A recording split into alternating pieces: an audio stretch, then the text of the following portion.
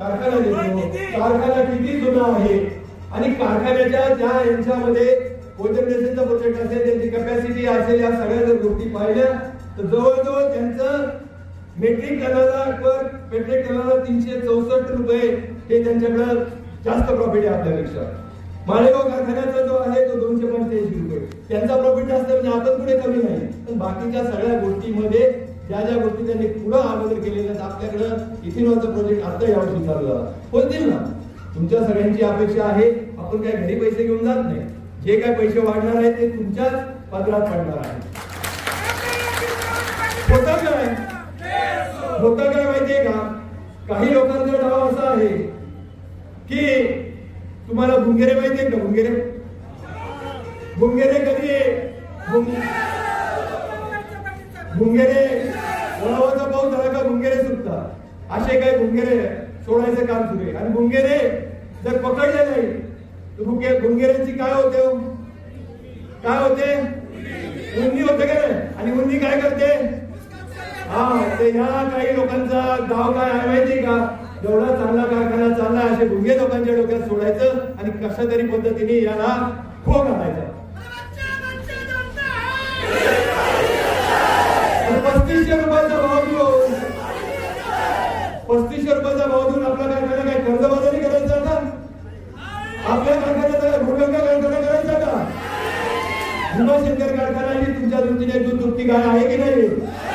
प्रत्येकाच्या शेतकऱ्याच्या आयुष्यामध्ये या पुढे कुठे ना कुठेतरी 2 पैसे देण्याचं काम भीमाशंकर कारखान्यातून झाले. आपण पहा, भीमाशंकर कारखाना तयार झाल्यानंतर प्रत्येकाच्या घरामध्ये काही ना काहीतरी वेगळ्या पद्धतीने 2 पैसे आले. त्याला कारणीभूत हा कारखान्याचं झालेलं काम किंवा कारखान्याच्या रूपातून तुम्हाला हमखास भाव मिळतो. आणि ते सगळं जे झालेलं आहे ते करत असताना आमच्या लक्षात आहे, डिस्टलरी प्रकल्प ज्यावेळेस इथं सुरू झाला त्यावेळेस इथल्या पण काही लोकांचं म्हणणं होतं आजूबाजूच्या किंवा आम्हाला प्रदूषण होईल, अजिबात होणार नाही. आम्ही त्या दृष्टिकोनातून जेवढी काळजी घ्यायची तेवढा प्रयत्न केलेला आहे. पाण्याच्या वाफेवर प्रक्रिया करण्यासाठी एमईएमची सिस्टीम लावलेली आहे, इन्सलेशन बॉयलर आहे, सीपीयू आहे, वायू प्रदूषणासाठी ESP सुद्धा लावलेला आहे. मग आता भीमाशंकर कारखान्याने काही लोकांचं मधल्या काळामध्ये असं म्हणणं आलं आणि म्हणणं आणल्यापेक्षा मी सहज याला सुद्धा प्रभाकर बांगर यांनीच मला परवा प्रश्न विचारला की तुम्ही शेजारच्या 39 गावातल्या 42 गावातल्या लोकांचे पैसे घेतलेले आहेत अनामत रक्कमा आणि ह्या रकमाच्या अनामत घेतलेल्या त्यांना शेअर्स का नाही दिले. बरोबर आहे त्यांचं, परंतु मी त्यांना सांगितलं 2007, 8, 7 आणि 8 साली याच प्रांगणामध्ये वार्षिक सर्वसाधारण सभेमध्ये आपण एक ठराव पारित केलेला आहे आणि त्या ठरावात जो ठराव पारित केला त्याच्यामध्ये या भागातील लोकांना शेअर देण्याच्या संदर्भामध्ये तो ठराव पारित करून आपण तो प्रस्ताव साखर आयुक्तांकडे दिलेला आहे. त्याच्यामध्ये कायदेशीर अडचण आपल्याला माहित होती. सगळे म्हणतात वळसे पाटील साहेब मंत्री आहेत, सहकार मंत्री आहेत, पसरवण्याचं काम काय करतात. साहेबांना तर काय शक्य आहे. अरे बाबा साहेबांना शक्य आहे, कायद्याच्या बाहेर साहेबांना जाता येतं का. शेवटी कायदा तो कायदा आहे. मग याच्यासाठी तुम्ही म्हणाले याला सांगतो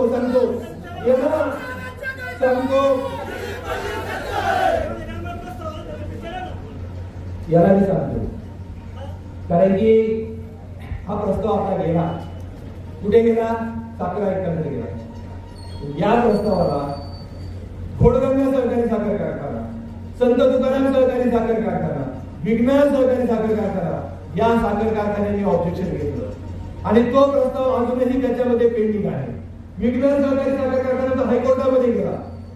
विज्ञान सहकारी साखर कारखाने हायकोर्टामध्ये जाऊन ऑर्डर आणली की भीमाशंकर सहकारी साखर कारखान्याला आमच्या भागामध्ये ऊस उत्पादक शेतकऱ्यांना शेअर देता येणार नाही अशा पद्धतीची हायकोर्टाची ऑर्डर आहे. पण आता हे सगळं करत असताना प्रयत्न करायचे काम चालू आहे.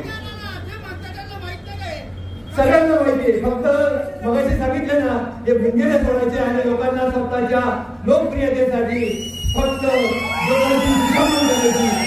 पद्धतीचा हा सगळा. आता पाहायला गेलं तर आमदार वळसे पाटील साहेबांचं अभिनंदन करेल. साहेबांनी आपल्या सरकारसाठी जी बरेच दिवस वीज बिलाची पेंडिंग होतं, वीज बिल या सरकारने आपल्याला सगळ्यांना वीज बिल माफी दिलेली आहे. आता साहेब आमची सगळ्यांची मी शेतकऱ्यांकडे जाताना शेतकऱ्यांची मागणी आहे 7.5 हॉर्सपावर. शेतकऱ्यांचं असं म्हणणं आहे साहेब 7.5 हॉर्सपावर दिले तुम्ही, परंतु मागणी असे 10 हॉर्सपावर दिले. असंच काही काही म्हणणं आहे कमीत कमी तुम्ही त्याला सरकारमध्ये असताना 10 हॉर्सपावरसाठी जरा प्रयत्न करा, अशी आमच्या शेतकऱ्यांची सगळ्यांची मागणी आहे. वर्ष आहे की हे ज्यावेळेस कोजनरेशनचं युनिट चालत असताना मधल्या काळामध्ये थोडासा भावाचा प्रश्न तयार झाला होता. त्यावेळेस माननीय दिलीपराव वळसे पाटील साहेब नेतृत्व करत असताना सरकारने निर्णय घेतला आणि या कोजनरेशनच्यासाठी अनुदान जाहीर केलं.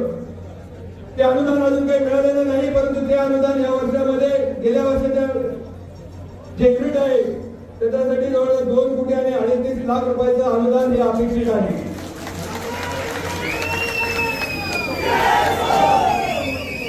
साखर विक्रीची, कारण की मुळात आपण ज्यावेळेस साखर उत्पन्न करतो या साखरेची विक्री करत असतो आणि या साखरेची विक्री करत असताना जी काही साखर विक्री झालेली आहे मार्च पर्यंत त्याचे 3561 रुपये प्रति क्विंटल अशा पद्धतीचा भाव मिळालेला आहे. आपला जवळजवळ मार्चच्या नंतर 2,0251 मेट्रिक टनाचा प्रति 10,0251 क्विंटलची साखर आपल्याकडे शिल्लक होती. त्याचा ऍव्हरेज रेट जवळजवळ आपल्याला 35 ते 75 रुपये आपण पकडलेला आहे. हे सगळं करत असताना तुमच्या सगळ्यांची एक अपेक्षा असते की दिवाळीला आम्हाला साखर दिली पाहिजे. मग ती दिवाळीला साखर देत असताना जवळजवळ या वर्षी सुद्धा आम्ही आपल्याला ही दिवाळीला साखर देणार आहोत.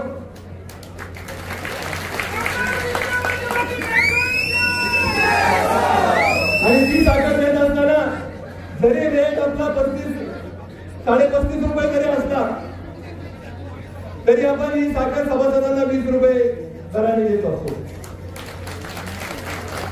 शेवटी साखर कारखानदारी ही काय फक्त साखरेवर अवलंबून चालत नाही.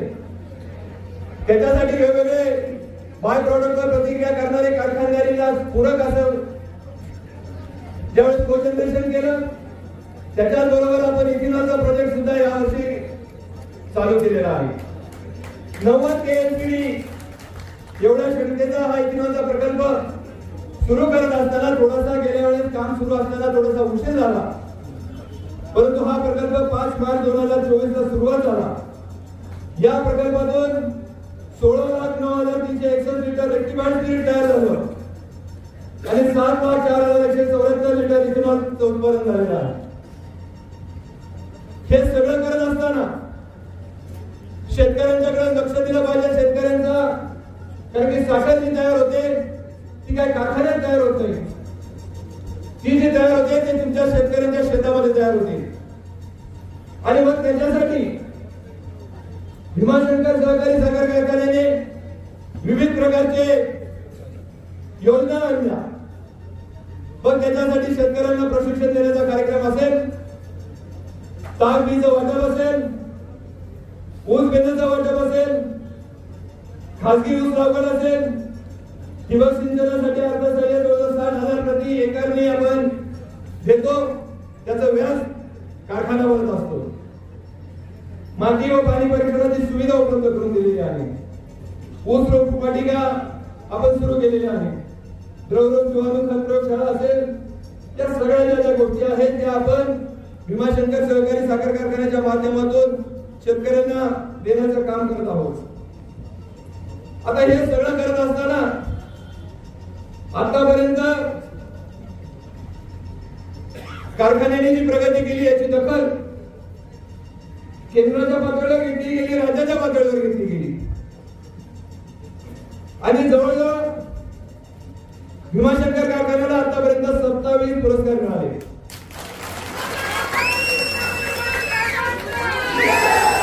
हे 27 पुरस्कार मिळाले, त्याच्यामध्ये 14 देश पातळीवरचे पुरस्कार आहेत आणि 13 हे राज्य पातळीवरचे पुरस्कार आहेत.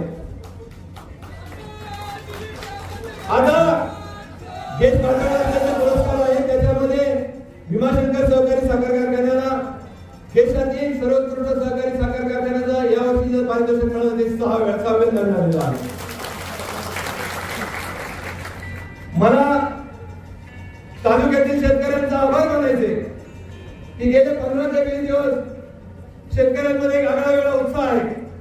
गावागावामध्ये शेतकरी आम्हाला बोलवतात आणि आमचा सत्कार करतात. हे सत्कार करत असताना मी गावागावी जाऊन सांगितलं की भीमाशंकर सहकारी साखर कारखान्याला हे जे पारितोषिक मिळाले हे आमच्यासाठी काही नवीन नाही.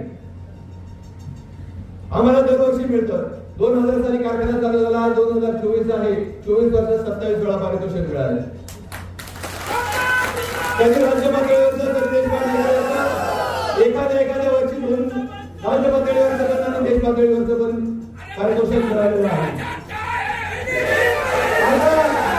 माझं मी सगळ्यांना सांगितलं हे पारितोषिक काय चेअरमन म्हणून माझं कर्तव्य नाही. मला जर या कारखान्याच्या चेअरमन पदी वळसे पाटील साहेबांनी बसवलं नसतं तर मी काही या पारितोषिक आणू शकतो नसतो. परंतु होतं काय कधी कधी त्या दिनेश पटवळला मी जवळून सांगेन हा कधी कधी लग्नाच्या मंडपात गेलो का सुरू करतो भीमाशंकर कारखान्याचे कर्तव्यकार चेअरमन आले. अरे बाबा हा जोडून तुला सांगतो माझ्या डोक्यात हवा घालू नको जेणेकरून माझ्या डोक्यातली हवा नको. अशा प्रकारच्या हवा गेल्यानंतर काय होते आपण सगळ्यांनी पाहिलेलं आहे. ज्यावेळेस गावागावामध्ये सत्कार झाले खरंच नाही या कोणाचं माहिती आहे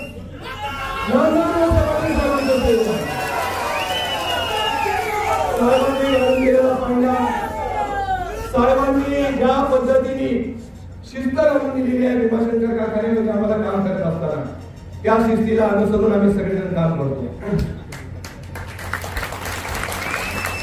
या सगळ्यात महत्वाचं कोण आहे माहितीये सगळ्यात महत्वाचं आहे आमचे अधिकारी आहे कामगार वर्ग. आपण नेहमी सांगता की हा कामगारांचा आणि याचा सिंहाचा वाटा आहे. तर मी आपल्याला विनंती करतो की आम्हाला या वर्षाचं जे पारितोषिक आहे मी समर्पित करतो आमचे अधिकारी आणि कामगार वर्गाला.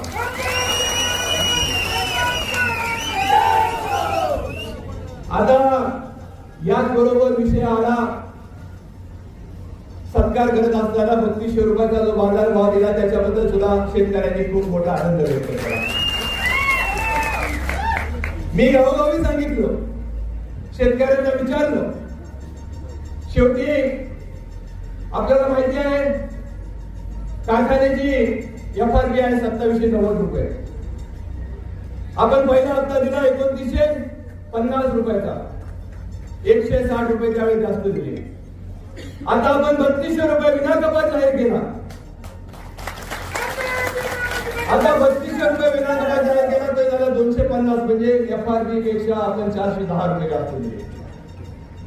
बांधवांनो आपल्यापेक्षा कितीतरी मोठे मोठे जुने कारखाने आहेत त्यांची परिस्थिती आज FRP देण्याची सुद्धा आहे. परंतु शिस्तबद्ध काम असल्यामुळे हा आपण 3200 रुपयाचा बाजारभाव देऊ शकतो. आता हे देत असताना त्याचे जे काही निकष आहेत ते आम्ही जे 3200 रुपयाचा जो बाजारभाव दिला बंद काळामध्ये काल परवा प्रभाकर बांगर हे शेतकरी संघटनेचे जिल्ह्याचे नेते असताना ते मला भेटायला आले आणि त्यांनी सांगितलं का 3500 रुपयाचा बाजारभाव दिला पाहिजे. त्यांना म्हणलं तुम्ही गणित समजून सांगा मला. ते म्हणले मला बॅलन्स शीटची कॉपी द्या प्रॉफिट अँड लॉस अकाउंटची कॉपी द्या. मी त्यांना ती कॉपी दिली.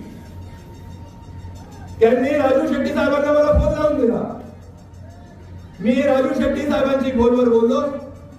राजू शेट्टी साहेबांनी सांगितलं प्रॉफिट अँड लॉस आणि बॅलन्स शीटच्या जी तुम्ही मला पाठवलेली आहे मला त्याचा अभ्यास करण्यासाठी एक 4 दिवसाची मुदत द्या.